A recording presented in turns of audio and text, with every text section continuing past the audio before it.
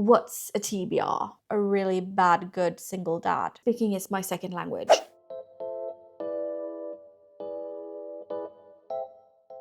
Hi everybody, welcome back to another video. My name is Charlotte and I figured we would do the mid-year book tag thingy, whatever it's called, because I don't know if you know this, but we're over halfway through the year. Yeah, we're getting closer to this year's Christmas than last year's Christmas. Excuse you? There we go. Also, if you can hear my dog snoring, you're welcome. We're gonna go through some of the best books I've read over the last 6 months, or maybe even some that I didn't like that much. We're gonna talk a little bit about what I am expecting for the next half of the year reading wise. Not life wise, because I don't have any expectations. Like really, I don't have any expectations. Hello, if your name is Christine. But yeah, okay. We're going to start off with best book you read so far in 2025. Now, here's the thing. I had a hard time picking just one because there are several. But I decided that as good as to the extent that I could, I would only pick one. Like I could only pick the book once. So not every single book, every single question is like this book is this book is this book again, because we're trying to keep it a little bit different. That's not the word I was looking for. We're trying to have variety in the video. Also, hello? I have what feels like 15 minutes, but it's actually an hour to film this before like everybody comes home. And I'm actually making food because shit's happening. It's chaos. Anywho, we're trying to do this, okay? Just bear with me. Yeah. Okay, one of the best books I've read so far in 2025 is Better Than the Movies by Lynn Painter. This one hit me like straight out of left field. I was not prepared to read it. It was not one of the books on my radar that I was like really eager to read. It was just something that I kind of had on my TBR because maybe one day, why not, But then my book club decided that they were going to pick it as the book of the month pretty early on in the year. And I loved it. Like I devoured it. Read it on my Kindle, but I loved it so much that I actually went out and I got a physical copy that I could annotate because that's how much I loved this book. If you don't know what this book is about, it's about Liz, and Liz is just a full-on romantic. Like that's her tagline. Like if all the cheesy rom-coms that especially the millennials have grown up with, she loves them. Like she is dedicated. She wants to meet cute. She wants all of that stuff. And she has her eyes set on a boy, but she doesn't really know how to catch his attention. So she asks the next door neighbor if he is willing to help her in exchange for a parking spot, which is very rom-com-y, I feel. It's very teenage rom-com-y. I ate it up. I loved it. Like I said, loved it so much that I literally went back and I annotated and I even color coordinated my tabs so I would know if it was movie quotes or like scenes or sentences that I enjoyed, or if it was Wes or if it was Liz. So if you haven't read it, it's YA, it's fantastic, it's super cute. If you like the cute rom-com-y types of books, definitely enjoy it. I have not read the sequel. I know how to speak. I have not read that one, but I might end up reading it because I do kind of miss the characters. I do kind of miss them. And the second book that I really, really, really enjoyed, I actually read on vacation, and it's Hattrick by Chelsea. I want to say Curto, but I don't know if I am mispronouncing it. We do roll our R's where I'm from, so that's why I'm doing it, but I might be mispronouncing it. If I do, I am so sorry. But yeah, Hattrick, it's the fourth book. It's the last book out right now in the DC Star series. And yes, and yes. The characters in this book, it's about Riley, who he's playing defense, I think. I don't know, he plays hockey. And it's about Lexi, and Lexi is an athletic trainer. So she helps them to prevent injuries, and she helps them if they get injured and all of that stuff. Riley, you've met him in the other books. He's very sweet, content. He's a little bit on the shyer side. He's not necessarily shy, but he's very polite. He's very a good boy. Like he seems kind of like a golden retriever in the best way possible. So he's just super sweet. And I've been very curious about him because when you meet him in the other books, like he is like the shy little quiet type. And I'm like, okay, you seem fun. And I promise you, he is. He's so much fun. In this one, because she's an athletic trainer and she helps them to prevent injury or helps them when they are injured. This one is about him after he gets injured, and then it does have a time jump. It starts directly after the third book, but you do not have to read them in order. They are interconnected standalones, but I would recommend doing it just to get the entire timeline, because they do kind of connect in a weird way, but you don't have to. I was not prepared to enjoy any sports romances more than I did the Windy City series. But the DC Star series has actually gone past the Windy City series for me, to the point where I am going to go to work and I'm going to go, hey bestie, can you order me these books, please and thank you? Because I love them. I love them so much. I need them on my shelf. I need everybody to see them. They're perfection. Okay. Best sequel you've read so far in 2025. Now, from what I just said, you would probably think that I'm going to go to the DC Stars, because I just mentioned the fourth book, but this is a sequel, so it's supposed to be the second book. But I actually started the year reading the Rose Hill series, and this is my favorite one. This is my favorite Elsie Silver series. I'm so sorry to the Chestnut Spring girlies. It's not grabbing me. And I need it to grab me the way that West grabs me, okay? Because this man, the man that he is. And also, I'm just going to throw it out there, throw it out there. The audiobook for this one, oh my God, Teddy Hamilton, or is it Jacob Morgan? It's one of them. One of them has the first one and one of them has the second one. And I agree. I full-heartedly agree. This is Single Dad. So this is Single Dad Pops. Like, what would you put this as? Single Dad Grumpy Sunshine Mountain Man? Yes? I mean, it's Western Belmont, and I am... Yes, please and thank you. Yes, please and thank you. I don't want to give too much away, because I feel like, we all know how these books end anyways, right? Because they're romance books, they are supposed to be happy. Even though they have like a little iffy point in the middle where you're like, oh my God, are they not going to be happy? They are, always. It's not a surprise. It's never a surprise. Oh, I don't like my hair today. Anywho, I didn't take my medication. I need to remember that. Anywho, my pizza's ready. This is the best sequel that I have read the entire year. I love this series. To the point where I kind of want to reread. I want to read the first one and this one. I don't want to read the third one. We're not going to talk about that one.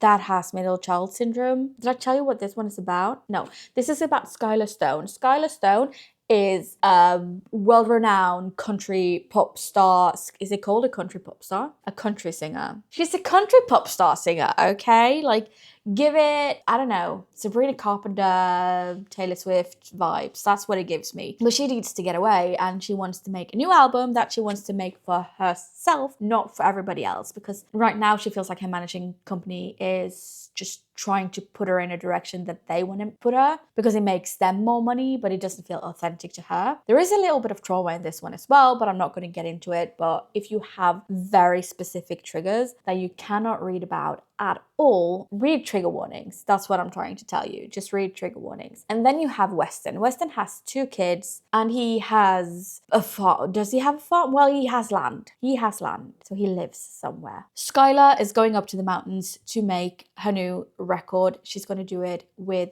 the couple from the first book. The FMC from the first book is Weston's sister. They don't have room for Skylar to stay in, so they're like, oh, well, you can just stay with her brother. And that's how they kind of end up under the same roof and, connecting. I love it so much. Oh my God, I love it. I love this book. I love it. I love it. Hello, I am back with pizza. Do you want some? No? Okay. More for me than I guess. Okay, we're just going to keep on going. I'm going to try and see if I can speed through these a little bit. New release you haven't read yet, but you want to. I had several, naturally, because, what's a TBR? It's a book you want to read. But the first one that actually came to mind is The Conditions of Will by Jessa Hastings. This one, from what I understand, is not heavy in that sense, but it is centered around a dysfunctional family where Georgia has been away for a while, but because they're going to go through her father's will, she has to go back and she meets her family and she also meets her brother and his AA sponsor, Sam. That's the story. But in the will, her father has also given something up or put a stranger's name in the will somehow, some way. And there's, something there they also have to figure out. So it's kind of deep in a sense that you're going to go through loss, but not necessarily that being the main focus. Well, I don't know, but I love her writing. I read Magnolia Parks. That's the only book I've read from her, the first book in the series, and I loved it. So I really, really want to read this one as well, especially because it's a standalone. Like this, from what I know, I'll Google it before I'll put this out, but this is a standalone. Like there's not more to the story than this book. And I need more standalone books because all I read is series, I feel. Yes. So this is the one that I really, really hope that I'm going to get to it pretty soon. But who knows, because I am an undecisive bitch all the time. Most anticipated release for the second half of the year. Well, that one was pretty easy. Talking about series, we have the fourth and final book in the Rosehill series coming out in September. It's Wildcard, it's Age Gap, it's Ex-Boyfriend's Dad, it's Sebastian's story, and oh my god, I just need it. There's something about an age gap, and it's like, ex-boyfriend's dad just gets me every single time. Yes, I love it. I'm meeting it up, and I love a good single dad. We all need a good single dad. Hello, hi baby. My cat says hi. But yeah, no. So we all need a really bad good single dad. That's what I'm trying to say. Yes. Oui. Hello. Oh, he went away.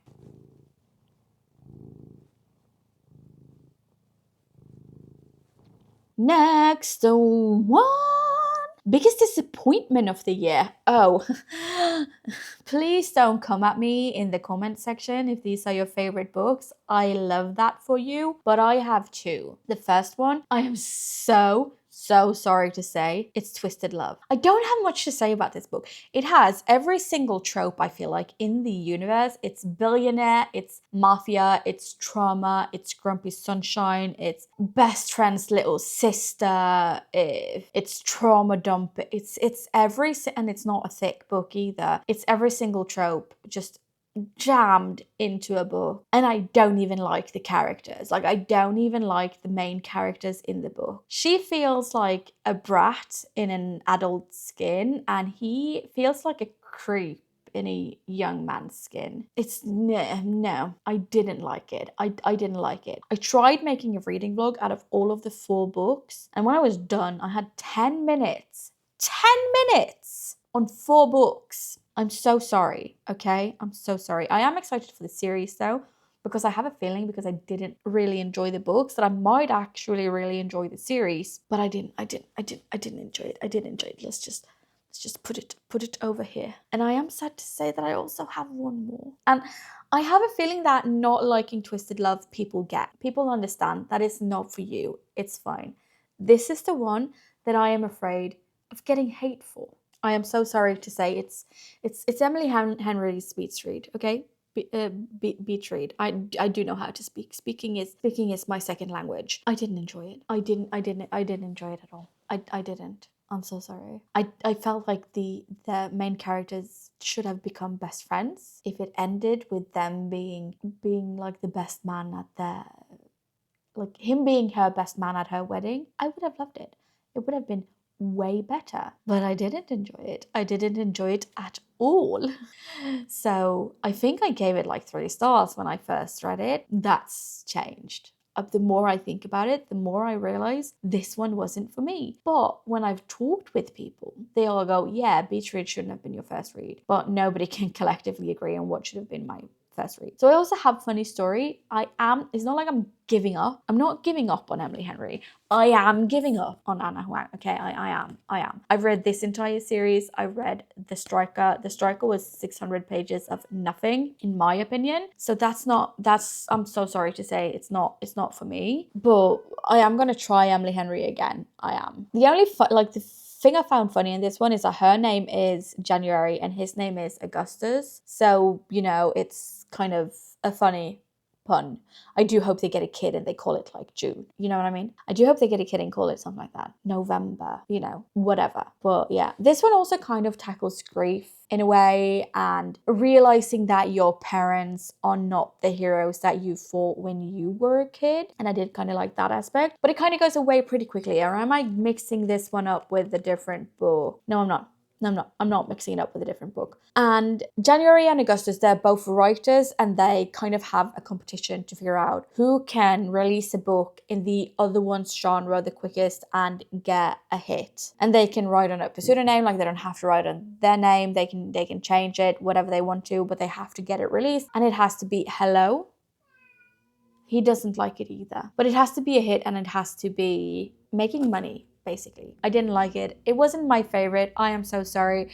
If you read Emily Henry and you're like, oh, you should have started with XYZ, please put it in the comments and tell me what other books I should try by her. If you also this wasn't your favorite, but you do have a different book you really, really did enjoy, please tell me so I can also enjoy Emily Henry because I feel left out. Now we're going to go from the biggest disappointment of the year to the biggest surprise of the year. And I was not expecting to really enjoy this book. This is the Norwegian cover, but it is Fredrik Backman, Beartown. I'm going to put the English cover right here, or the American cover right here, so you know what book I'm talking about. This is the Norwegian cover. I was not expecting to like this at all. I got very confused at the beginning because it feels like every paragraph is a different point of view, and it doesn't always tell you whose point of view you are stepping into. But after reading a few chapters, you get kind of used to it, and I started caring about these people. Like when you read certain things and it kind of tells you this is something they're going to think about later on in life. This is something that's going to stick out. This is something this is something that. Sometimes they also be like, oh yeah, but this person isn't living in 10 years. And you're like, no, I want this person to live in 10 years. What do you mean? I love them.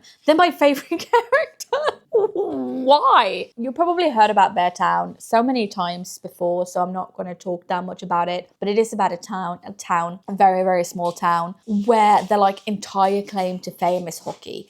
That's basically it. They are trying to build a junior hockey team that's going to be the best in Sweden. And then they're going to get a hockey school. And that's how they're going to start making money and having jobs for people and having people move there because their kids are going to, want to live there to pursue hockey. Something happens. And that's what I'm going to leave you with. Something happens. It's hot.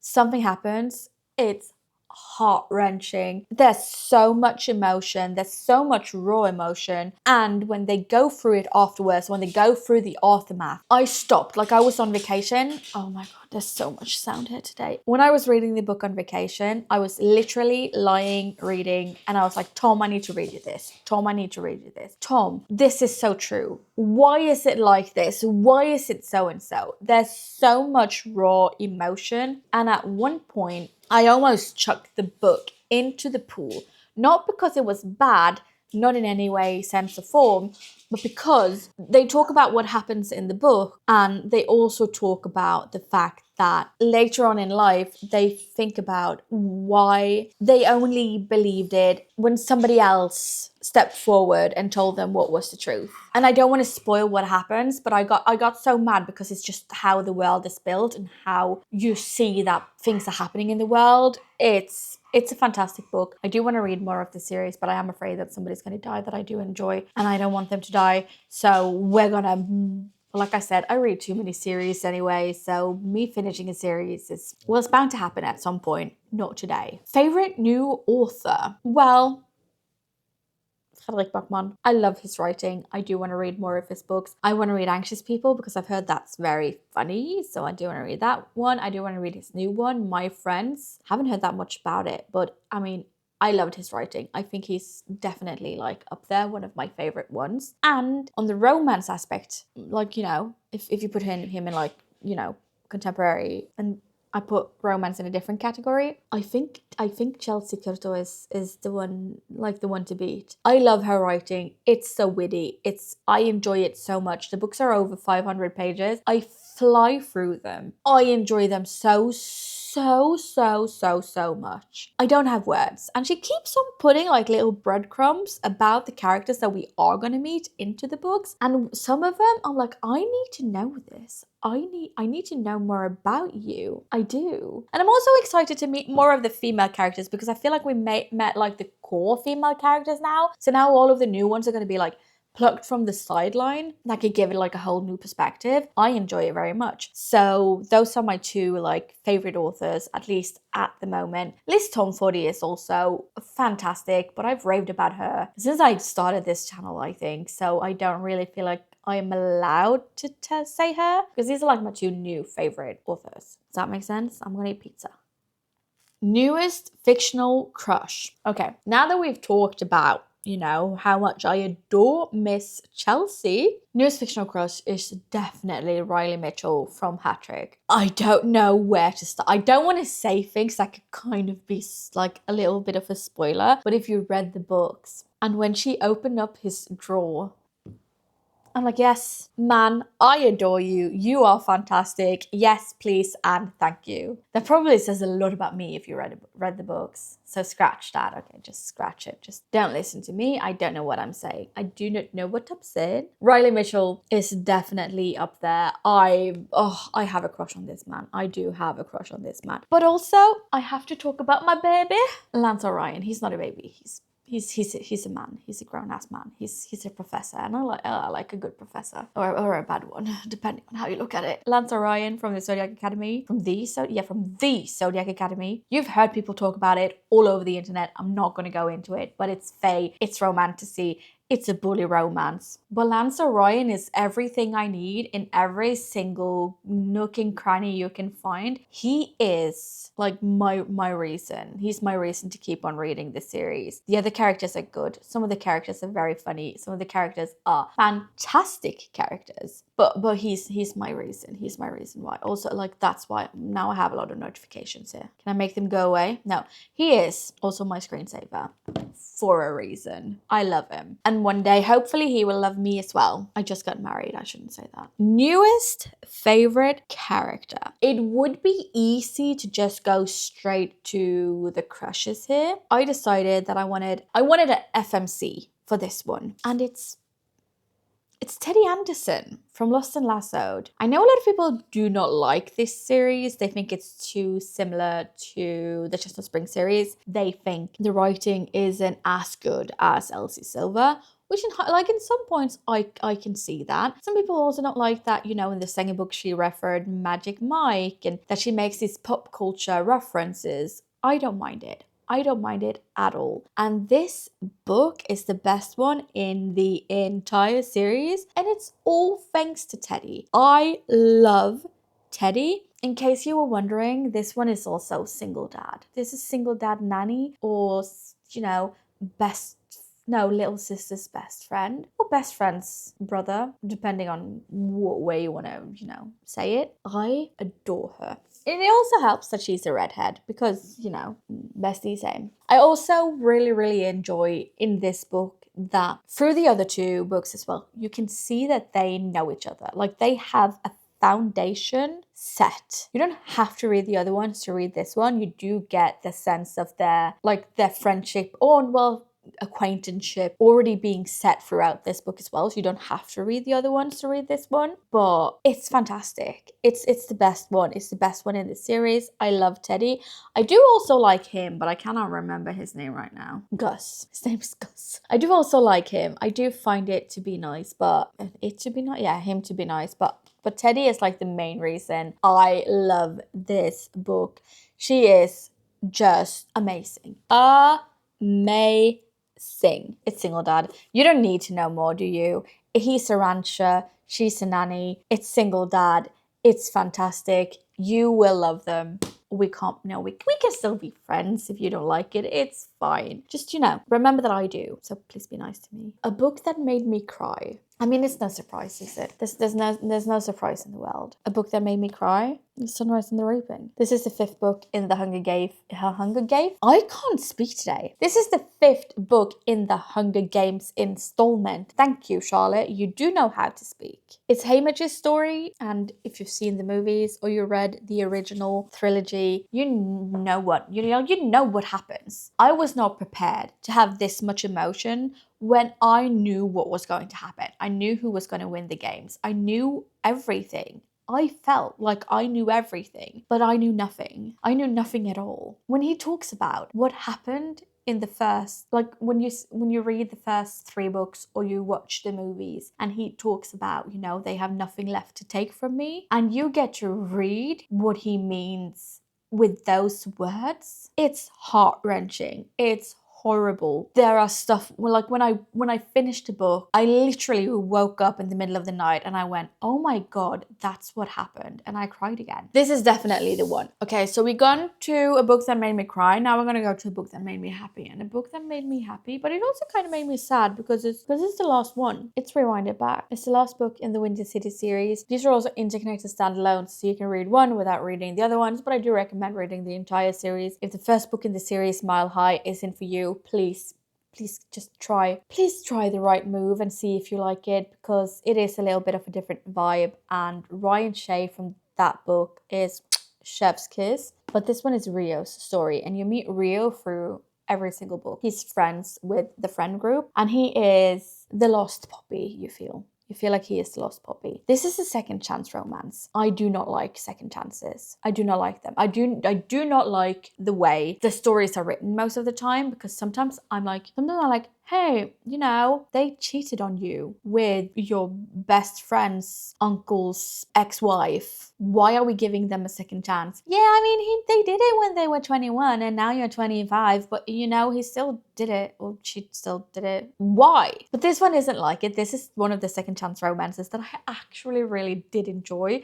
And I really enjoyed Hallie as well. Hallie was a fantastic character. And when everything kind of, boils down and you figure out what happened, why it happened, why they did what they did, they take responsibility, which is something that I am missing from the other second chance romance books. It's communication. But I feel like they have it kind of down to, well, it's the most necessary thing in the book. Yes, they have miscommunication. Yes, they decide not to tell the other person something because they don't want to hurt feelings. But when they finally have the conversation and they finally put all the cards on the table, they hold themselves accountable for their actions and for what they did and for the way they kind of misunderstood the situation, or they thought they misunderstood the situation. And I loved it. It shows character growth. It shows that they've actually grown over the last few years and not just been like, yeah, I mean, I cheated on you, but I thought that you had already checked out of the relationship, so technically it's your fault. This is not that. This is not that. Rio is the goofy, funny, silly sidekick in the other books, and in this one he becomes a man. So this one made me very happy, but it also made me very sad because it's the last book in this series. Yes, I know Monty is getting his own book. I know that they are going to tell Monty's story, but Miss Liz has said that that's going to be a standalone. So I am going to treat it like a standalone. I'm not going to treat it as part of the series. 2 more questions. Best audiobook of 2025. This was hard for me because I really enjoy the Rose Hill books, like Wild Love and Wild Eyes. Fantastic. But I mean, I've talked about it. I love it. I love the audiobook for it.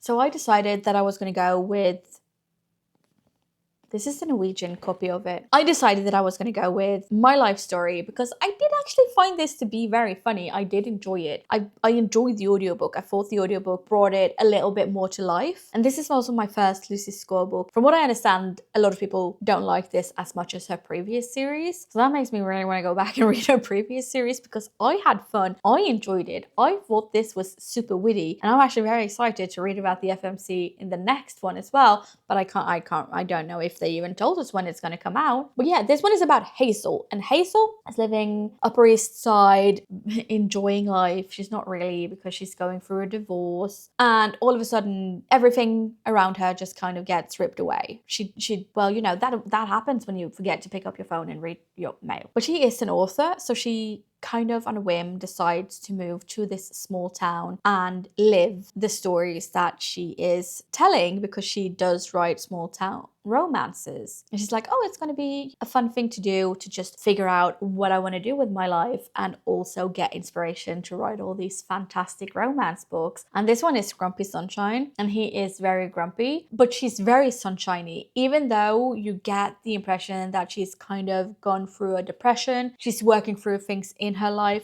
This is fantastic. That's the Norwegian one again. I don't know why I don't know what. Oh, they're different. Who knew? She's very witty. Like, her and her best friend, the banter is fantastic. I did read it in English. I loved it. I had fun. I enjoyed it. If this isn't your favorite, like if you read all of them, if you think that the other Lucy Score books are better, please tell me. I enjoyed it so much, but we're talking about the audiobook. The audiobook was very fun. I did listen to that one in English as well. I did not listen to, and like I said, I haven't touched this one in Norwegian, but I thought the audiobook was super fun. I remember when I was listening to it, that's kind of what I wanted to do. I did read it like a little bit in between when I was going to bed and all that stuff, but every time I could, I would put on the audiobook. The way they were telling the story just gave the story so much more life. It made the jokes hit a little bit more, well, a little harder, and it was just a fun time. I enjoyed it. I enjoyed it so much. I did also enjoy the book.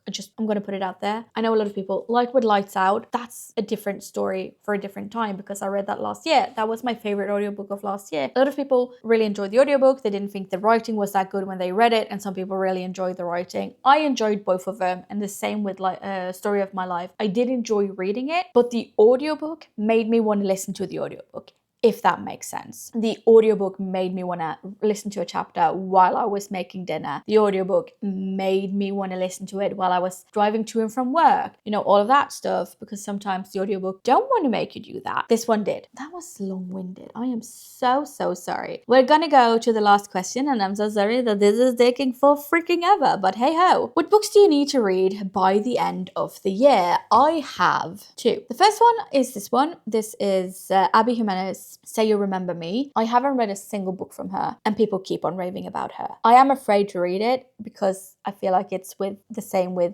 Emily Henry. People love her. I am afraid not to enjoy her writing and her books because I feel like everybody loves her, and I just want to be like everybody else, okay? I'm that girl. I just want to be like everybody else. I want to be ordinary. I want to be liked. I want to have a fun, silly, goofy time. And I am afraid that if I don't like her writing, that people are gonna say I'm a witch and burn me at the stakes, basically. But yeah, I do. This is the only Abby Jimenez book I have. That's kind of why I'm going to start with this book. And from what I understand, this is also a little bit more of a realistic romance, and that's why people don't like it. Yeah, that's kind of why I want to read her books, because from what I understand, she's very good at showing the everyday small acts of kindness towards the people that you care about. The Perfect Guy, The Perfect Date, the utterly disastrous timing. Bestie, oh my god, there's a dog on the cover. Oh my god, there's a dog. Oh, I love a good doggo. Is it a good doggo? I hope it's a good doggo. If not, you know, it's still fine. Dog can do no harm. And the next one is a new one. It's like a newer release. It's Nightshade. Don't know anything about it. I don't know anything about this book. The only thing I know about it is that I've seen in the reading groups that I am in, like especially on Facebook, because yeah, you know, you can call me a boomer. I'm on the Book of the Face, and people have put out pictures of this book and they've gone like, no spoilers please, but oh my god, why aren't people talking more about this book? I love this book. Book fantastic, please read. And I'm like, yeah, okay, I'm people, I'll read. So that's why I got it, because the internet told me it was good and I know nothing about it. It's pretty, so it's still pretty to have on my shelf. I mean, look at it. It's very pretty. It's pretty. But yeah, it's Nightshade. He's her enemy. She's his everything. Oh, is it dark romance as well? I did not know. Sorrow Song University Book 1. Oh, fuck. Am I going to start a new... I thought it was a standalone. I am not kidding you when I say that I thought this was a standalone. He'd burned down the well for her, but she plans to burn his to the ground. Oh, fuck. Isolated in the Scottish Highlands, Sorrow Song University only welcomes students from the most powerful families, as they should, okay? Who wants the peasants? Ophelia doesn't belong. Oh, sorry, Ophelia. Kind of just shamed you. But a rare scholarship grants her the perfect opportunity to investigate the accidental death of her parents near the castle grounds. Oh, that's sad. Oh, she's an orphan and her name is Ophelia? That's coincidental. Things get off to a rocky start when she runs full of the mysterious Alex, I can't pronounce his last name, son of her prime suspect. As far as she's concerned, he's just a younger version of his billionaire father, a monster hiding beneath a beautiful facade. When an unknown tormentor begins to stalk Ophelia, she realizes she may not be able to survive Sorrow Song on her own. Alex becomes her unexpected ally, and her alibi for murder. Oh my god, there's murder in this book as well? But as she starts falling for the soft heart that hides beneath his hard exterior, her hunger for revenge wavers for the first time. Can she really bring herself to destroy everything he's ever known? Mystery, murder, revenge. Welcome to Sorrow Song University. Oh yeah, okay.